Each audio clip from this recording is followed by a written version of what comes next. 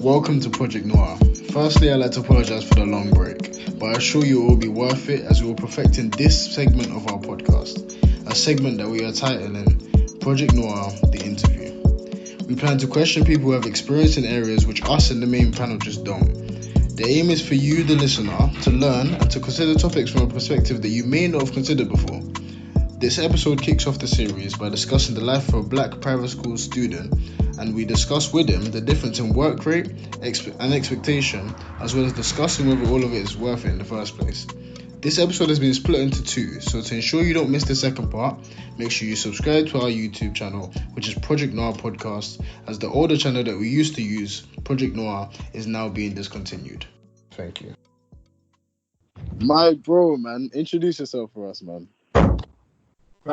My name is Nathan. Yeah. First year student. Just finished my first year actually at Oxford University. I would have say it again. Say it with some vim, fam. This guy just slipped it in. What uni for? I didn't hear that, bro. I'm a first year student. Just finished my first year at Oxford University. That's my guy, fam. Skills science. Come on. That's but yeah, guy. Man, I'm a friend of Prince. I'm a silly, bro. Yeah, true say. How was first year though? First year was an experience, man. Like, I'm telling you, like, just settling down from freshers, and then obviously like the coronavirus, like COVID, fam, that messed me up, bro. Messed everyone up still. But yeah, man, it wasn't too bad. Like, ups and downs, obviously, highs and lows, roller coaster kind of thing. But it was alright. I think it was a good experience. I hear that though. I definitely hear that. So yeah, we're gonna start. Yeah, we're gonna go through like a timeline of you, fam, because we already want to talk about public education today and like how like racism or just being black, how it is to be black in Britain, especially when it comes to someone who's at private school and stuff like that, innit? Yeah. So when did you start like private grammar education? When was your first year in like private education? Cool. So my first year, probably like year 7. Yeah, year 7. Yeah. So throughout like primary school, I was like in my normal kind of local school. So I went to the Mead School, and I also went to Moorlands, which used to be a private school. Oh, you went to Meads? Oh, yeah, swear. Limbury. Yeah. Midway. Then I went to Moorlands. Moorlands used to be a private school, but when I went, it turned into a state school. It was now like Bamford Moorlands. That's what so basically in primary school, I was in state school, and then tutus, year 7 came around. Obviously, that's high school now, and I went to my first private school. And I had to be fair, like that private school was like quite a small school. It was like a small Christian school in Watford called Stanborough. Okay.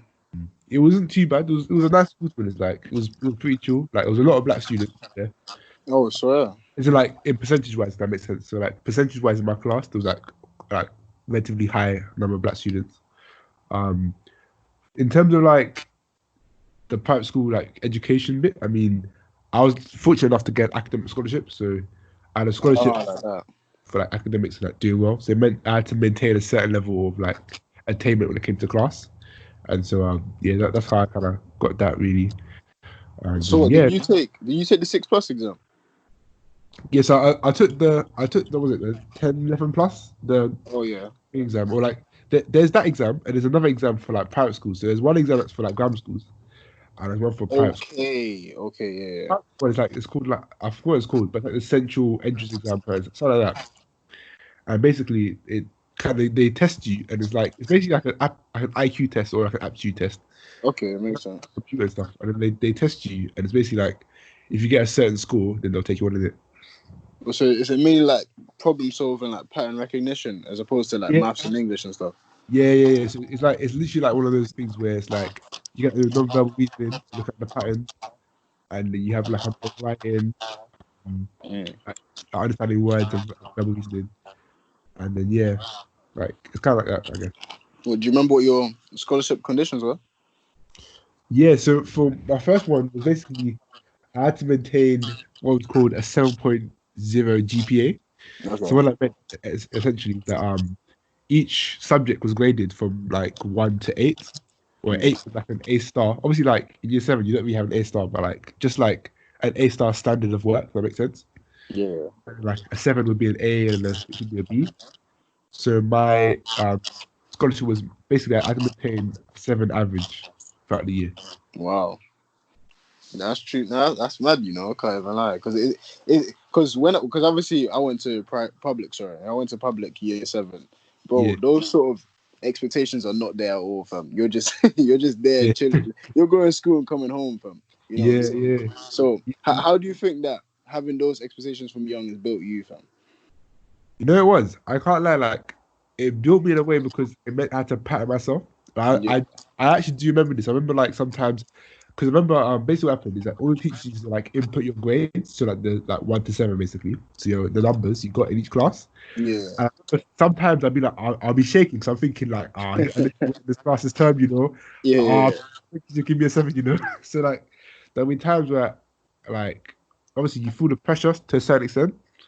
But like other times, you just kind of worked hard and you just kind of like reap the benefits, I guess, and reap the rewards. Like I Also, was really good at some subjects like physics and maths. yeah. So like those subjects I wasn't too worried about, but things like English and maybe like history or something, like I'd be a bit more like worried. But So oh, did you not necessarily always do an exam, or was it just like teachers like their perspective of you? yeah, so like back in year 7, it wasn't like always an exam. It was just kind of like how they feel you're working in class, maybe like your homework assignments. It was more like holistic. It wasn't like Okay. take an exam like just like normal school, but then like they have to like they give everyone this like a grade from 1 to 7 to like for the term. Yeah. Like you should like show your parents, so your parents can see like how well you're doing in class, whatever. But yeah, to be fair, there were end of year exams. There were end of year exams. That would definitely build your work rate from young then. So if you were to put a number to it, or like a year to it, when would you say you started taking like GCSEs and education seriously? GC's education seriously. That's the thing, bro. Like I would say that I didn't take GC seriously, properly seriously, until boy, like I don't even know. That's the thing. With GC, I didn't take him seriously probably till the beginning of year 11. Like, Okay. but I'd taken some subjects seriously. Don't interested. Like, I'd taken some subjects seriously, but the thing with GCSEs, because you have like 10, 11, 12 subjects, like, I didn't Mm. take all of them seriously at the same time. Like, Okay. I used Yeah. I used to be serious about maths and like physics or computer science, like from early, just like year 9. But the other ones, I was just kind of like English, I didn't care, fam. Like, until like year 11, I didn't really care. So, what Yeah, I no, that's interesting though, because what I was thinking, because obviously I went public, and you can see that people really just didn't care until year 11, fam. Like people weren't even revising until year 10, fam. So it's a thing where when obviously you go into public and you having expectations from young, I would have thought it was much earlier than like year 11, fam. Especially for all the subjects, with you keeping up that grade point average. Yeah, I mean, to be fair, like I went to another private school. So I stayed at that private school for year 7 to year 8. I Okay. went, I went to another school in Bedford called Bedford Modern School, and I stayed there for year 7, from year 9, sorry, to year 11. So Okay. Yeah. So were the expectations different there, fam? yeah, so this was a much bigger school, much bigger school. Demographic was different as well. Like it was majority white. I'd say like the people there were quite nice actually. Like the people there are really calm. Like obviously the average student had parents that were doing like not like insanely rich, but like they were like Yeah. fairly They're like well off. like Yeah. I remember for example one of my boys he invited me to his house for a party. So I was like cool. But we go to his house here. This guy's got a swimming pool outside of his house. Like man's got like a pool party. Like It's just chilling there, fam. he just chills there like it's nothing. You understand? Like man's living in a 5 bedroom house. And he's only a single child. So I'm thinking, what's going on? It's one of them was there, bro. One of them was. But no, honestly, like every night he decides where he wants to sleep today, fam. no, but maybe I don't know. But Which bed is he feeling? what I think some people don't understand, or maybe like it's my experience, but like in my experience, like a lot of these people that kind of go private school, like the typical private school, obviously like for me, like I feel like people should know this, but for me, like me going private school was a result of my mum having to work so hard. Do you understand? My dad as well, Yeah. and there was a lot of sacrifices at home. And in fact, like we can talk a bit more about this later, but there were points in my life where like it was getting to a point where do we pay this on time or do we pay the tuition fees on time? Do you understand? Like it was getting to a Yeah. point things were having get shifted. Do you understand? Yeah.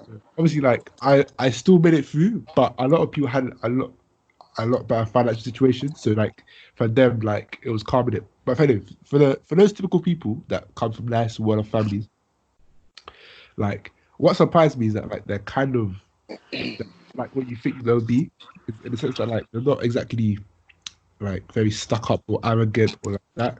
But obviously, Yeah. they have their ignorance to like what a life would be like, for example, back in League, but they're not exactly the type you would think you would be expected, based off like what, like who they are, or what their parents and From so what you hear about like yeah, private school kids, yeah, they're not the typical. yeah. So I mean, when I went to my other private school in year 9, like I feel like in year 9 I worked hard. I didn't work that hard, but I feel like because I was in a new setting, like I was trying to make like friends. I wasn't too focused on education at that point. I was just Okay, trying to yeah. settle in, do my thing. And then yeah, so year 9 wasn't like I did all right in my interview exams in year 9, but I didn't do amazing. Year 10, year 10 was like better, I guess, like because obviously year 10 you start doing like GCSEs and stuff. So now you now do your coursework and stuff, and like with GCSEs, I would say, as I said before, like I took some subjects seriously, but not all of them. Does that make Yeah. sense? Like, for example, things I took seriously were like computer science, maths, physics, chemistry, like even like biology, like the sciences and maths. I took it seriously. Even like geography, I used to like geography like a lot when I was young. So like some subjects I took really seriously, and I'll do one of the subjects. But other subjects like English, for example, English language, like that I never put effort into that until the beginning of year 11, really.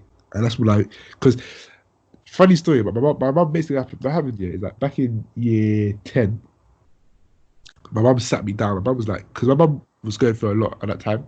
Yeah. She sat me down. She's like, Nathan, like, I'm literally working so hard to put you through this school, and like you're not doing well enough. Like, 'cause my mum wanted me to get like African Pet Line. Now I want you to get like 10 A stars. I want you to do really well. Yeah, true, My mum is speaking to telling me now, like Nathan, if you don't pattern up right now, like I'm just like you're not gonna make it, because she's saying that, oh yeah, you've got to get 10 A stars so you can do this, do this, do that, and she's basically said you can either fly in the air of the eagles or roll in the mud of the pigs. Like she said it to me over and over again Word. over a period of probably like 8 to 12 months, bro. No, literally over a year. That phrase, you can either fly in the air of the eagles soar in the air of the eagles or roll in the mud of the pigs. She said literally like every other week, bro. And that's powerful. That's powerful to hear from your mum, man.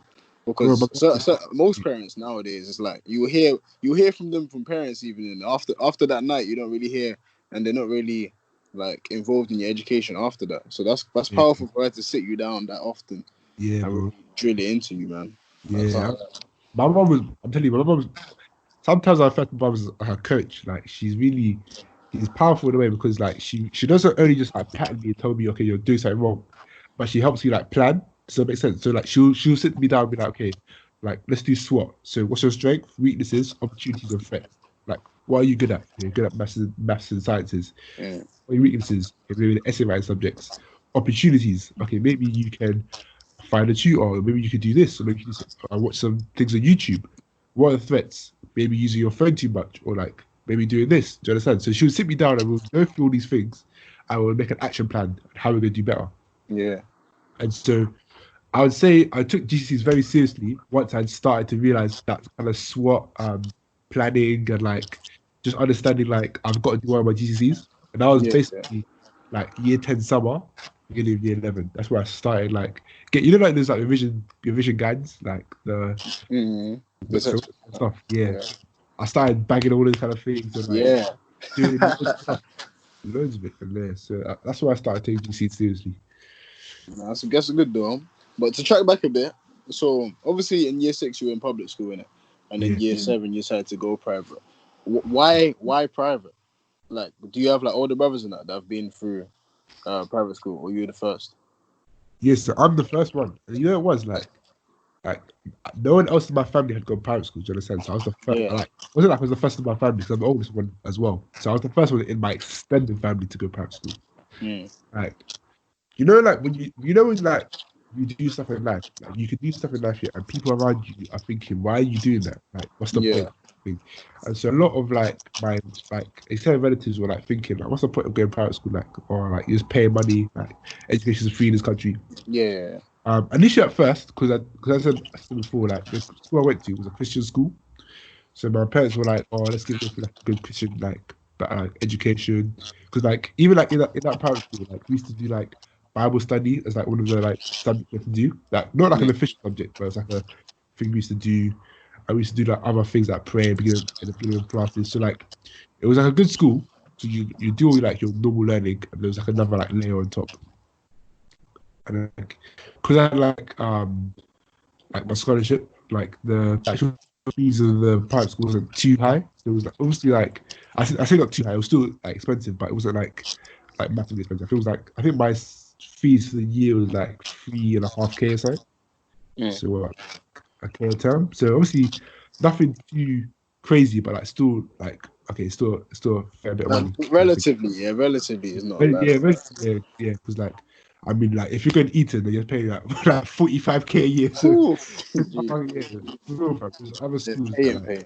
like paying. You know, so They're like private, I, bro. I was in that kind of private school. I was in like the lower tier private Yeah. school. That's it. But no, I mean, in terms of why I went to one, it's probably just I guess maybe my parents just felt that like I'd make good friends there, and like I'd maybe take education more seriously. If I had a scholarship, maybe they felt I'd feel the pressure having to do well, and that'd pattern me, and it kind of did. So, I mean, it has its pros, definitely. It has its pros. I hear that though. So compared to so let's say we're comparing like directly year 6 and year 7. How do you think your friendship group were different, like educationally, like outside of school? How do you think that, like, even their attitude to everything? How do you think they were different?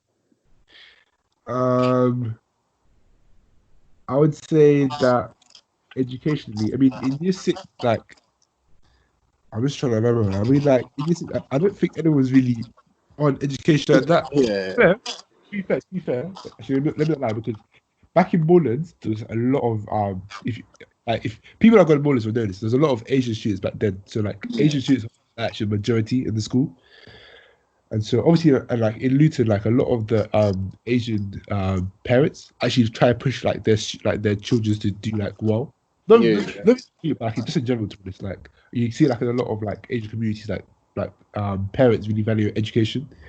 And so even though like it was a state school, because there was like, a lot of Asian students, like people were still like not I wouldn't say competing to do well, but like there was still like a higher bar set. Does that make Yeah, sense? yeah, I heard that. Like state school. So like back then it was like no one thought of it as like oh we're trying to work hard, trying to like get really good grades. It was just kind of like everyone's doing it, like and you're like friendship group, so you're going to do it as well. Kind of Yeah, like in year 7, I would say that obviously the transition from primary school to secondary school, everyone's gassed, everyone's like, oh yeah, like I'm a big man or whatever.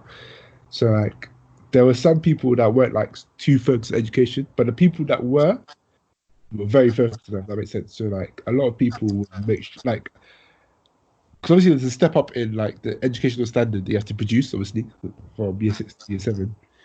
So like people are putting more effort in homework. Like, I remember like I had a little shock. It's not the same shock you have like when you go from like GCs to A level to uni. Like it's like a big jump in it. Obviously the jump's not that big, but it's still a shock for you at that young age. So I remember like I had a pattern in my work. And, like yeah, I had obviously some of my friends also had scholarships as well. So like we had like to work hard together and like make sure we kept our scholarship, whatnot. So yeah, man. In terms of the friendship group, I'd say it probably the number of serious people in the friendship group probably increased like percentage wise. If that makes yeah. sense. Okay, no, I hear that. But also, okay, so obviously now you're in private school, and there's a lot of like white people around, and obviously white parents come with white people. So I'm asking, how do you feel? Did you ever feel any like racism or anything, or just any sort of prejudice or anything? Did you ever, yeah, did you just ever had any of those experiences like throughout your high school?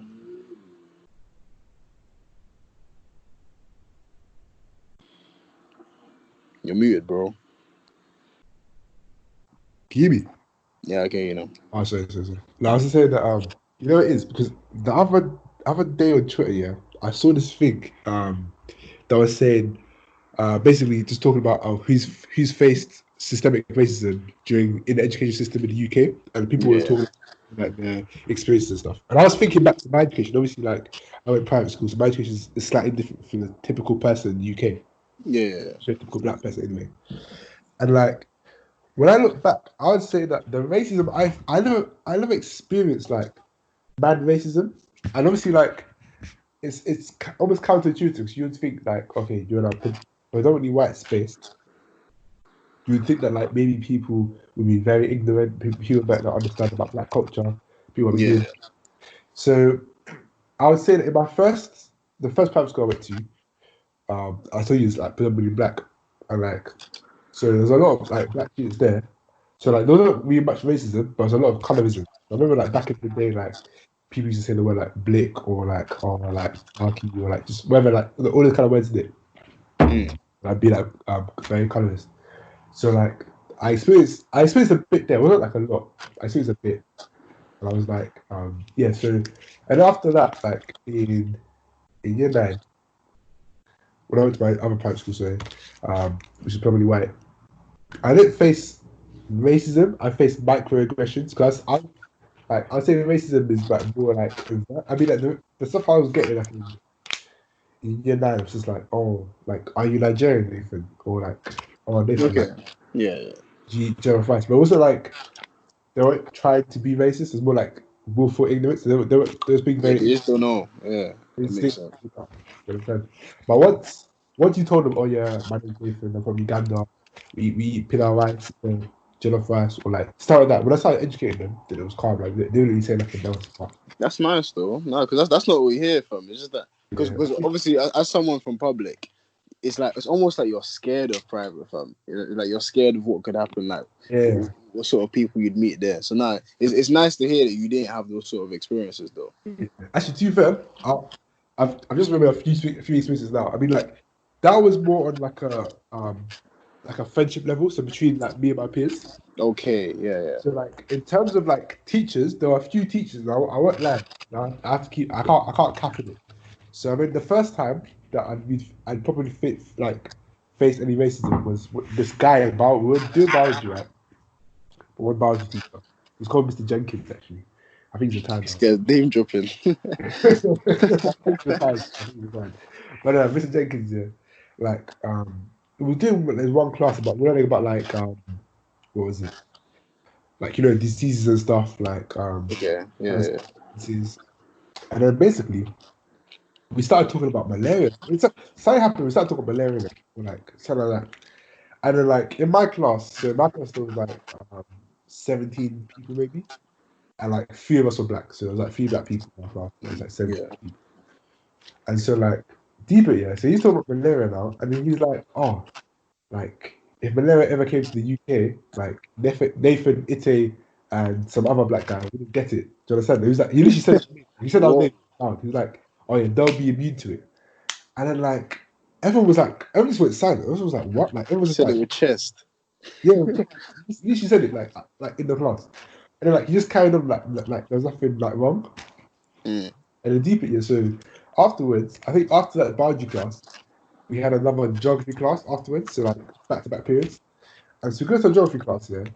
And then we tell our geography teacher what happened. And he's like so Mr. Jenkins is like quite an old guy. He's like what? He was like 60s, in his 60s then. Okay. Yeah. So then our next teacher was a much younger guy. He literally was like in his like late 20s, maybe early 30s. And then yeah, so we told him what happened there. And he's like, oh, like how could he say that? That's bare racist. Like he was like that. He was getting upset because he wasn't even black either. Like he's just like a normal white guy. But he was like, yeah, like don't like if he says it ever again, like no, let me say it ever again. But like he's just basically saying, yeah, report him or like tell him don't say it ever again. Like tell him that's racist. And it was basically it took like 10 minutes out of his class to educate us. Just Oh literally like yeah. I was wrong. Yeah, like for real, for real. So like there were instances where some teachers were being racist, but like it wasn't really. I don't know. I'm guessing there was always someone you can go to. Like there was always a support system Yeah, for it. there was someone there you should go to. Yeah, man. It wasn't really too bad. I hear that though. All right, so would you be in public school, with private schools, right? How do you think like your view of money changed? Because obviously you see your parents struggling to get you through it. How do you think, like, do you think you valued money anymore? Yeah, but for real, definitely. I mean, like, with the whole money thing, right? Is that like what people don't understand? Like, once you're paying for education, Mm. you feel the pressure. Do you understand? Like, once you're paying for something, You take it seriously, man. you take it seriously. You know what I'm saying, like, if you're seeing something for free, you're not going to take it as seriously as if you're actually having to work hard and pay for that thing. Does that make sense?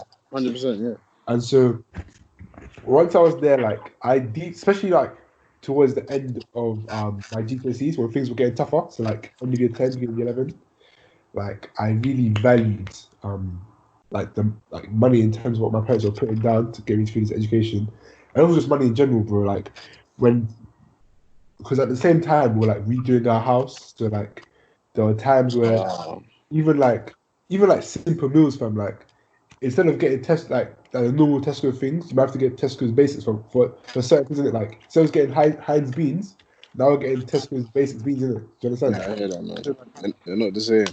It'll be little things you're just deep in, like raw, like sacrifice has been made here, here, and here, so we can do this, isn't it? Yeah. And so yeah, man. I mean, it makes you more hungry for success, man. Seeing all that as well. It does. And so yeah, I mean, I definitely deeped money in a different way, like just because. And obviously, what was so mad is because you have the dichotomy of me being at home, where I'm just like in a normal house. Like I think you've been to my house, but my house is like a normal house in Leeds, isn't it? Like, it's just Yeah. beds. You might have walked past this house. I didn't know, fam. Yeah, like it's just a normal house, innit? But then now I'm at school, yeah, and all my friends like, oh, come with Nathan, and I'm going to this big like 6-bedroom house, and I'm thinking, wow, One mansion. oh, understand? So it opened my eyes to seeing another life that I wanted to have. Does that make sense? Different classes. Therefore, like I valued the education because I knew, well, one thing I could do is work hard educationally, and then I could be there. Like I could be there, like my friend's parent. Do you understand? And so that made me value, not only just money but time. Made me value time. But true say, yeah. Oh no, do you have something to say? I don't know. That's the person. Oh no, come. Oh no, because true say, yeah. As someone, because obviously, I'm trying to make it. You know what I'm saying? I'm trying to be in the mansions. How much? As someone who, like, is trying to be on that level, I obviously want to send my kids to private school. But one thing I want to ask you is it actually worth it? And if it is, then is there like a specific time period that's worth it? Like, for example, year 10 to 11 is worth it. Year 10 to 13 is worth it. What would you say? You know what? It's a very interesting question, and I've debated this bare times with my friends. Yeah. Friends that have gone private school, friends that haven't gone private school, friends that have gone grammar school. Because I didn't stay at my private school until year 13. That's the thing. So I left that school in year 11. I went to a grammar school. So a grammar school is basically like a normal state school, but it basically has it uses admissions tests to vet out certain people. So it basically takes like the brightest students in this. Yeah. Obviously, just for the people that may not. But yeah, but so the short answer is, I don't want to get too much into it. Short answer is yes, I do think like private education is beneficial, and the reason why I say this is not the reason why most people think. It's not because of the education. Do you understand? Mm. And it's the same reason why I would say like going to Oxford is a good thing versus going to like I don't know Imperial or going to like LSE, for example. And I break it down like this: like Imperial is number one for like anything to do with STEM, like engineering, computer science, maths, anything like that is number one. Like that's not a doubt. You understand? Yet you see people rejecting Imperial to go to Oxford for engineering. Why is that? Why would you go to another uni that's technically not as good? Like and I'm not saying that to push Imperial up. Like it generally is. Like for example, for my course, material science, like the material science department, like Imperial, it is much better than the one at Oxford. Like in terms of not in terms of like the research, but in terms of the facilities, like the actual equipment they use, the technology they use, like all that kind of stuff, is much better. Obviously, I went to Oxford, so I had an offer, by the grace of God, thank God, from Imperial as well, but I rejected it to go to Oxford. And the reason why I did that, or the reason why most people do it, is because Oxford has that kind of branding or name. And second of all, is that the people you meet at Oxford, you can't meet at Imperial. The network. They say it's a network. 100%. 100%. And so the reason why I would send my children to private school, personally, I probably would. I'll get onto the age, which years I would, but the reason why I would is because at the end of the day, you build a network from the school you go to. Like when you go to school, like aside from learning stuff and like getting good grades, whatever, you make a lot of friends. Let's be real. Like you make friends at school. Like the people you interact with will ultimately influence you. Do you understand? Yeah, 100%. Like it will influence your character and influence the way you think. So even just now, like recently, I was doing something for I'm part of society at uni. I'm the vice president of sponsorship. So I've had to like so yeah, bless. So I have to pay sponsorship for my society basically. And literally, like honestly, like the other day I was on LinkedIn, saw a guy that went to my private school back in when I went to from year 9 to year 11, Bethel Modern Yeah. School. I literally messaged him. I was like, and he's like a vice president at like a top finance firm. I literally just messaged him. I was like, oh, like, hi, my name's Nathan. I went to Bethel Modern School between this year and this year. Like, I'm just looking for who I can speak to you. It hopes to like get sponsorship for our society. You'd be able to partner with us, kind of thing. And he was like, oh, like Nathan, that's so cool. Which house were you in back at Bethel Modern? Like, Wow. it's nice to speak to people like OBMs. Nice to hear from you. Do you understand? So even people you don't necessarily are meeting, like people that were friends in your time, like people that went to school before you, Like alumni, yeah, alumnus. yeah, alumni, like they'll be willing to help you. And the thing is that Wow. the problem is that sometimes society is not like it's not fair in terms of like employment or like when it comes to like um applying for jobs. So Just opportunities in general, yeah.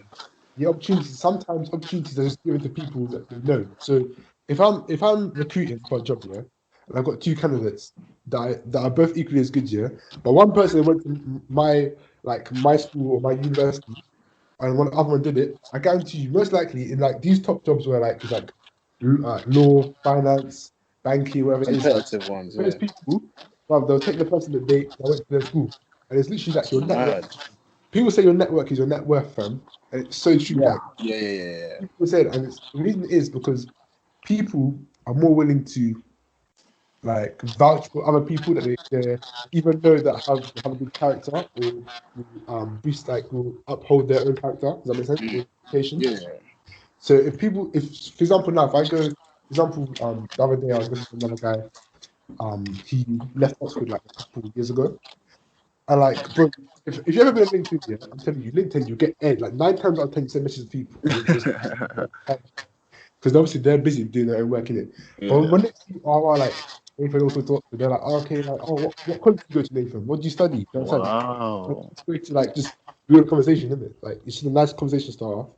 So yeah, the long-winded answer is yes, I would send him to private school just because the connection you build and the contacts you'll get and the friends you'll make for life are invaluable, and that's the bottom line.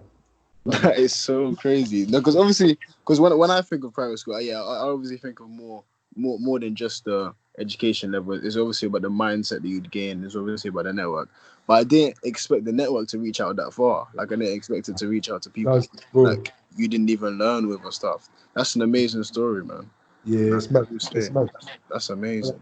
It's literally like people, and it's so mad because like you'd think in the professional like working life, like people just get jobs because they actually qualify for it, bro. Honestly, like speaking to people, like people have got jobs just from knowing people, just from knowing someone. Yeah, that's how it is. Because a lot of jobs even just they hire internally. Like they will be like, oh, do you know anyone that's qualified in this? Do you know anyone like that? Like Bro, a lot of the times when they post it online, that's their last option.